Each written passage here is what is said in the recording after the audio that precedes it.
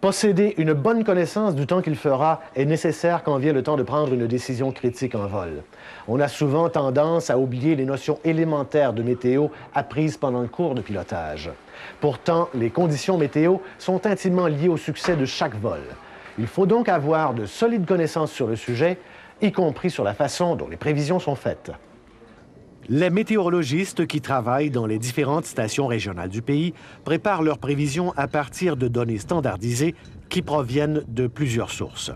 C'est à partir de ces données que les prévisionnistes élaborent les TAF ou les prévisions d'aérodrome.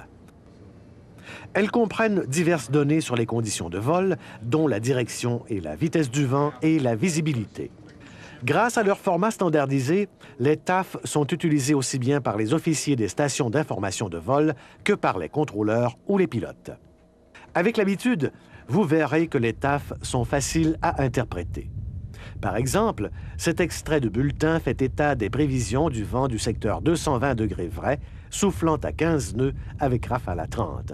Visibilité supérieure à 6000 terrestres, tombant à 2000 terrestres avec neige légère et poudrerie. Le spécialiste de la station d'information de vol pourra vous aider à interpréter les prévisions émises par les réseaux TAF et METAR. N'hésitez donc pas à faire appel à ces services. Au début, les bulletins sembleront compliqués, mais avec la pratique, ils deviendront de plus en plus faciles à comprendre. On n'en sait jamais trop sur la météo. On recommande d'ailleurs de suivre des cours plus avancés sur ce sujet.